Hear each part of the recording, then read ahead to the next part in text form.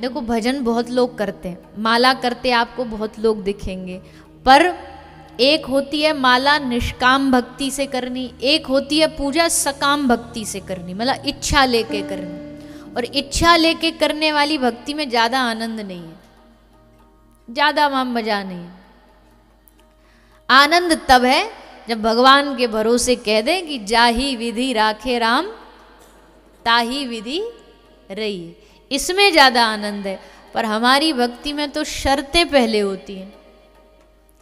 हम गिरिराज जी की परिक्रमा तभी लगाएंगे जब गिरिराज जी हमारे बेटा को नौकरी लगवा देंगे।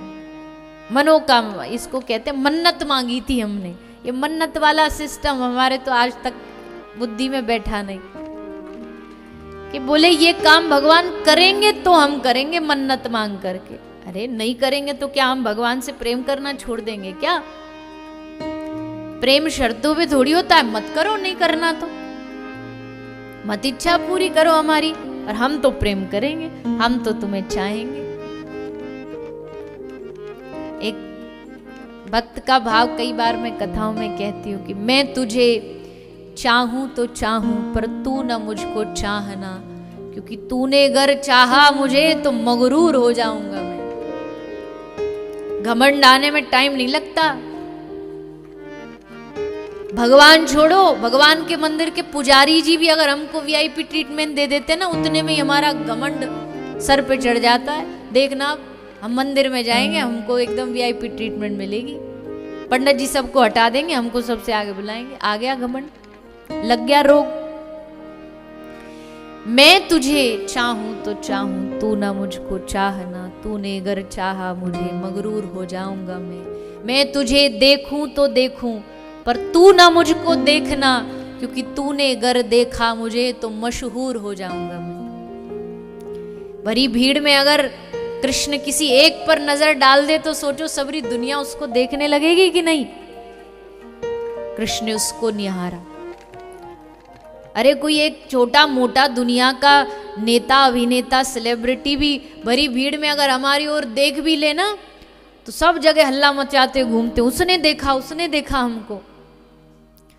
और भीड़ भाड़ में धक्का मुक्की में एक गलती से सेल्फी आ गई उनके साथ, फिर तो महाराज पूरा सोशल मीडिया भर डालेंगे। उनके साथ हमने अच्छे पल बिताए। तो मैं तुझे देखूं तो देखूं पर तू ना मुझको देखना, तूने अगर देखा मुझे मशहूर हो जाऊंगा मैं तुझे चाहूं तो चाहूं तू ना मुझको चाहना, तूने अगर चाहा मुझे मगरूर हो जाऊंगा मैं तुझसे मांगू तो मांगू पर तू कुछ न मुझको देना, क्योंकि तूने अगर दिया मुझे तो भक्त नहीं फिर मजदूर कहलाऊंगा मैं। मजदूर जानते हो ना, समझते हो मजदूरी क्या होती है? लेबर, पैसा दो काम कराओ, भक्ति करो उसके बदले ले लो, ये मजदूरी हुई, ये प्रेम नहीं, मजदूरी है। 2 माला की उसके बदले 2 लाख रुपया मांग लिया, हिसाब बराबर। अब भगवान का आपसे कोई लेन देन नहीं बचा, तुमने मांगा उसने दे दिया, तुम अपने घर, ठाकुर जी अपने जीवन में व्यस्त। पर भगवान कर्जदार कब बनते कि तुम उनका नाम ले रहे हो और कह रहे हो कुछ नहीं चाहिए, तुझसे हमें कुछ नहीं चाहिए।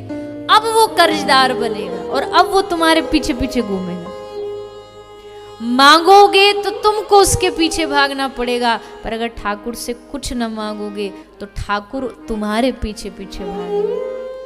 ये निष्काम भक्ति का लाभ है भगवान से। और अगर मांगना ही होता ना तो बुआ कुंती चाहती तो भगवान से वैभव मांग सकती थी, सुख संपत्ति मांग सकती थी, स्वर्ग मांग सकती थी, पर बुआ कुंती ने कहा ये मांगूंगी ना तो ये कन्हैया दे तो देगा। कभी भी पूरे महाभारत के युद्ध में बता दीजिए किसी भी पांडव ने या कुंती ने या द्रौपदी ने ये कहा हो कि हमें युद्ध जितवा दो। धर्म के लिए युद्ध कर रहे हैं, जैसा तुमको अच्छा लगे, हाँ साथ तुम्हारा चाहिए, हारे या जीते। इसलिए उसको देते नहीं देखा, पर उसको झोलियां भरते देखा। देता दिखता नहीं है वो, कभी कभी 1 रुपया देता दिखेगा नहीं, पर जो कुछ है ना, जो औकात है, जो नाम है, जो रुतबा है, ये सब उसकी कृपा से। मुझे कौन जानता था तेरी बंदगी से पहले, वो है तो हम हैं, इस बात को मान लो, हृदय में बिठा लो। वो नहीं होंगे ना, वो है तो ही सांस चल रही है। आत्मा क्या है? आत्मा परमात्मा है। वो निकली आत्मा शरीर से, शरीर 0 वैल्यू। तो किसकी वैल्यू है इस शरीर में बताओ? आंख की, हाथ की, पांव की, किसकी वैल्यू है? अगर इन सब की वैल्यू होती तो आत्मा के जाने के बाद इसको जला क्यों आते हैं? क्यों जाके आग में इसको नष्ट कर देते? क्योंकि जिसकी वैल्यू थी वो गया। कौन गया? अब यही सारी बात है, सारी समझने वाली बात यही है। आदमी कहता है ना वो चला गया, पर कौन गया? वो तो तुम्हारे सामने बैठा है, मतलब पड़ा है। कोई व्यक्ति का नाम लेके कहे कि जी फलाना व्यक्ति चला गया, कहीं नहीं गया, वो तो तुम्हारे सामने है, देखो पड़ा है चिता पे। गया कौन?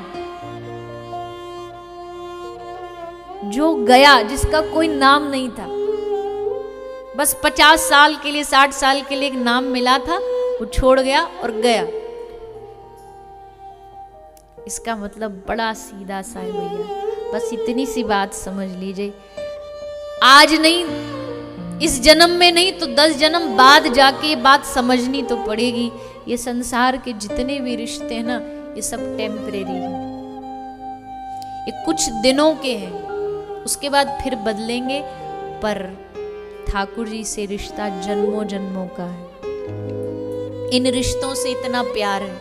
हमारे ब्रज में एक महात्मा जी कहते, कुछ मत करो, तुम इतना सा काम कर लो, हम तुमसे ज्यादा नहीं मांग रहे, इतना सा कर दो जितना प्यार तुम अपने बेटे को करते हो, जितना प्यार तुम अपनी पत्नी को करते हो, जितना प्यार तुम अपने किसी मित्र दोस्त को करते हो, बस उतना सा ही प्यार भगवान से कर लो। उससे ज्यादा नहीं कह रहे हम, ये नहीं कह रहे भगवान से इतना प्रेम कर लो। आप बस इतना कर दो कि जितना प्रेम आप संसार से करते हो, उतना प्रेम थोड़ा सा आप भगवान से कर लो। जैसे आप अपने परिवार को, बच्चों को, मित्रों को अपना मानते हो, वैसे आप भगवान को अपना मान लो, बस बात खत्म।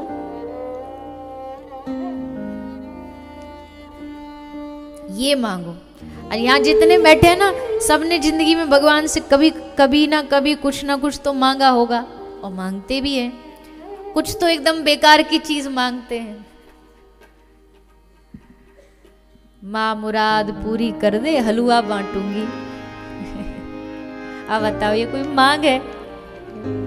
जो जगत जननी है वो तुम्हारी हलवा की भूखी है क्या? तुम नहीं खिलाओगे तो क्या वो भूखी रह जाएंगी? कोई और नहीं दे सकता?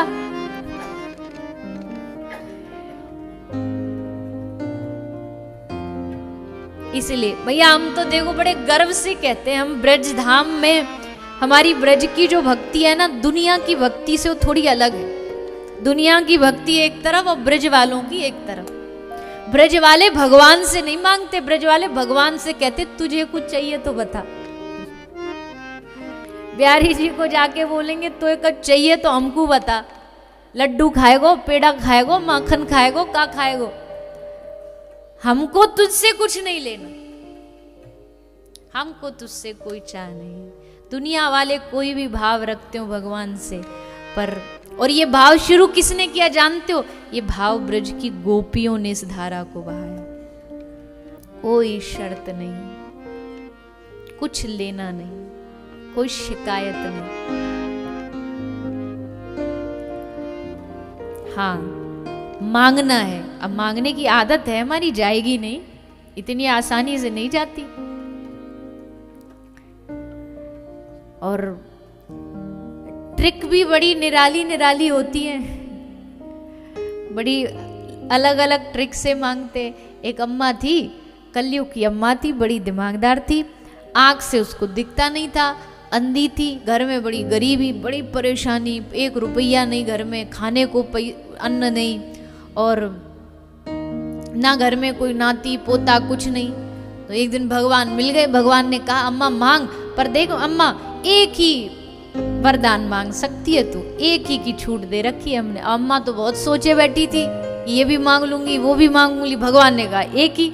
अम्मा ने लगाया दिमाग। अम्मा बोली हे मेरे नाथ, इतनी कृपा कर दो, मैं अपने घर के आंगन में सोने के झूले पर अपने पोते को झूलता देख लूं, बस इससे ज्यादा कुछ नहीं चाहिए। मतलब दुनिया एक तीर से 2 निशान मारती, अम्मा ने एक तीर से 3 मार दी। अब घर में आंगन में सोने का झूला मतलब पैसा तो आ ही गया अपने आप, और पोता नहीं था सो पोता झूलता और देख लूं आंखों से, मतलब आंख भी आ गई। ऐसे चतुर चतुर लोग होते हैं भगवान से मांगने वाले, पर मांगना आता नहीं हमें, सही बात नहीं आता। एक बार शंकर भगवान को एक आदमी मिला, भक्त मिला। तो शंकर भगवान से बोला प्रभु हमको वरदान दो। शंकर भगवान ने कहा, अब देवता भी समझ गए ना कलयुग के भक्तों को, तो ये भी बड़े सोच समझ करके फिर वरदान देते। शंकर भगवान बोले बेटा जो चाहिए मांग ले, पर मेरी भी एक शर्त है। बोला बोलिए जी। बोले तू जो मांगेगा तेरे पड़ोसी का अपने आप उसका डबल हो जाएगा। अब बोल क्या चाहिए। तो महाराज इसकी तो हालत खराब, क्योंकि अक्सर लोग जो बढ़िया चीज मांगते हैं, घर परिवार पैसा रुपया, वो इसलिए मांगते पड़ोसी को दिखा सकें। और जब उसी के पास डबल आ जाएगा तो फिर हमारा किस काम का रहा, हम तो फिर भी नीचे के नीचे रहे। तो घबरा गया। शंकर भगवान समझ गए लगता बच्चा कंफ्यूज हो गया है। तो भगवान ने कहा कोई बात नहीं, तू अपना समय ले ले, टाइम ले ले, आराम से सोच के फिर बताना। अब बोला ठीक है जी सोचता हूँ। घर आया, अब सोच रहा, रात रात भर बेचारे को नींद आना बंद हो गई। क्या मांगू क्या मांगू, जो भी मांगू, एक घर मांगू इसका 2 हो जाएंगे, मैं एक गाड़ी मांगू इस पे 2 आ जाएगी, ये तो बड़ा खतरे वाला काम। तो एक दिन उसने भगवान को डमरू बुला के बजाया। शंकर भगवान आ गए। बोले बेटा कर लिया डिसाइड। बोले हाँ प्रभु कर लिया। पक्का ठान ली। बोले हाँ पक्के ठान। बता क्या चाहिए। हाथ जोड़ के बोला हे भोलेनाथ ऐसी कृपा करो मेरी एक टांग तोड़ दो, मेरी एक टांग तोड़ दो। बोले क्यों। बोले मेरी एक टूटेगी, इसकी बैठे बिठाएगी 2 टूटेंगी। कलयुगी आदमी बड़ा चतुर समझता है अपने आप को। मांगना आता नहीं हमें।